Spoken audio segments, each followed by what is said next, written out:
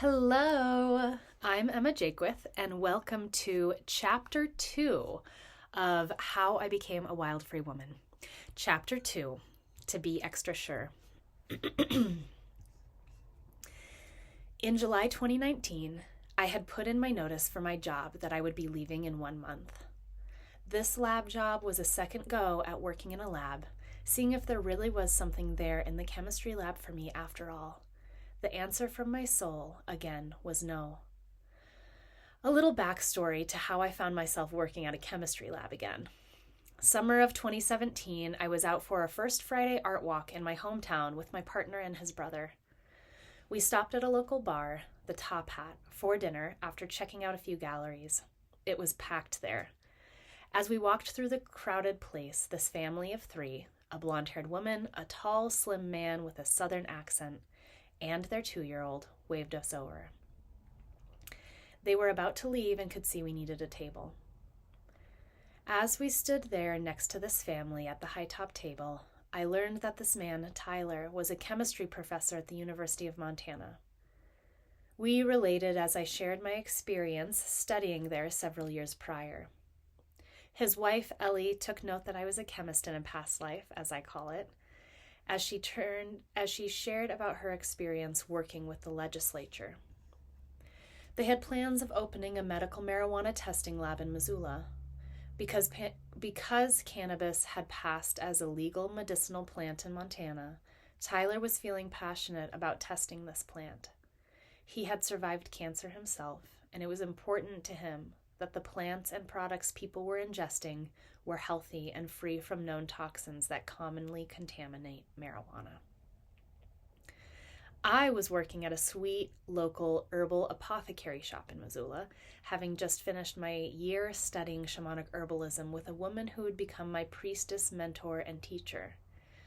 The reason I studied shamanic herbalism came to me in such a clear way earlier in 2017 when I was in Japan. I had been teaching Hatha Yoga, practicing and teaching Reiki, which is a Japanese energy healing technique, and uncovering my own subconscious beliefs that were holding me back. My honey had been to Japan 3 years prior and was going again for a fourth and final time to complete his journey of filming, skiing, and snowboarding on the legendary island of Hokkaido. He invited me along this year, which I was excited about because I had not been back to Asia since I left in 2015 to take care of sick family.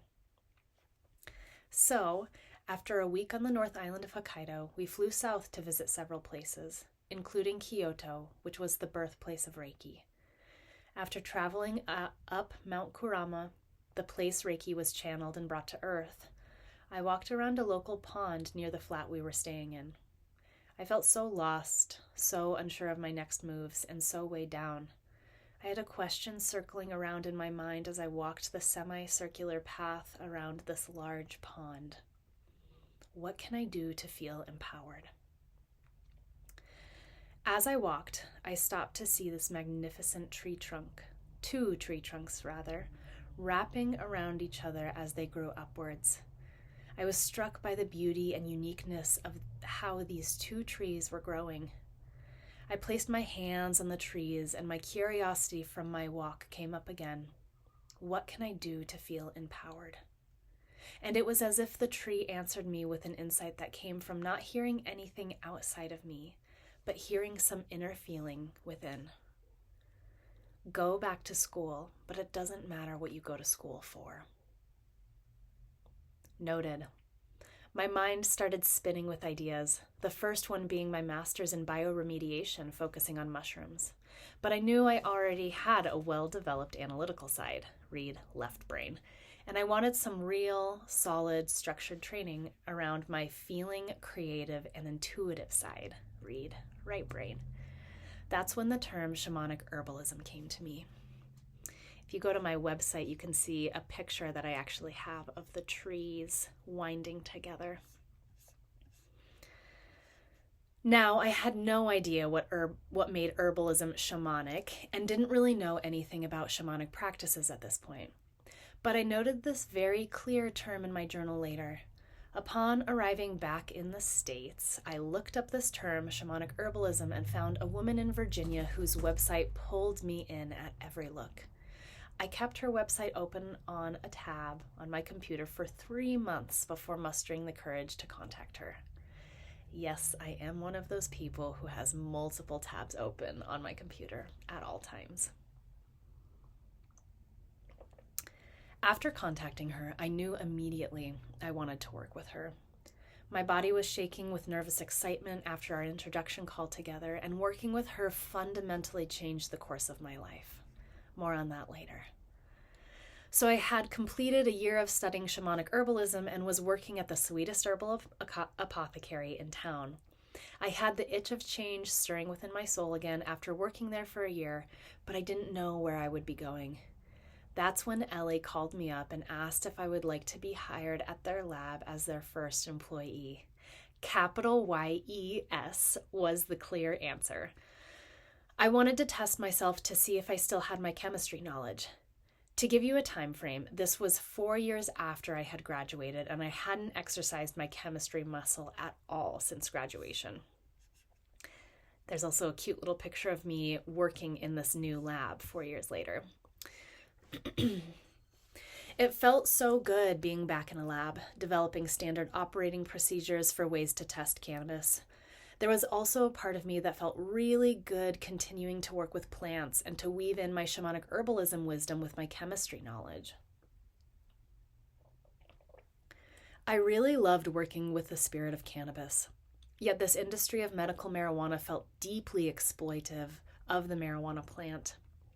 I could almost hear the cries of the cannabis plant as I took out each sample, analyzed it for its constituents, and then discarded it in the scientifically sterile way that we do in labs. My shamanic herbalism training had taught me to commune with the spirits of the plants, and that it's really the energy, the spirit of the plant that heals, not just the chemical constituents. I felt quite a cognitive and soul dissonance working in this lab. Plus, I did really well when I was developing all these new practices and tools, like the standard operating procedures. But once we settled into a routine, I started to feel bored again, and my priestess training was really calling me to dive deeper onto that path.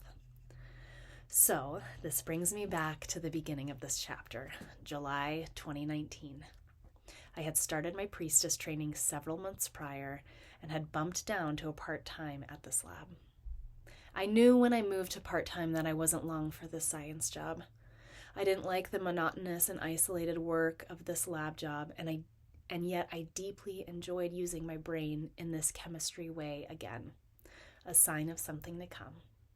But for now, I knew I didn't want to work in a traditional chemistry lab, and I knew I wanted to learn the ways of the priestess. That's it for this chapter. If you want to keep following the thread of this story, I share new chapters, reflections, and glimpses behind the scenes through my newsletter. I'll put a link below here. It's where I stay in touch and share the deeper layers of this unfolding journey. You can sign up with the link below to receive updates about new pieces that are published and to stay connected as the story continues to bloom. And if you feel called to deepen your own journey and step into your own wild free woman life, I invite you to explore my training. It's a space where you can grow, learn, and embrace the wild within. To find out more, check out my website, wildfreewoman.com. Thank you so much for listening today, and I hope it brings some inspiration into the rest of your week. Mwah.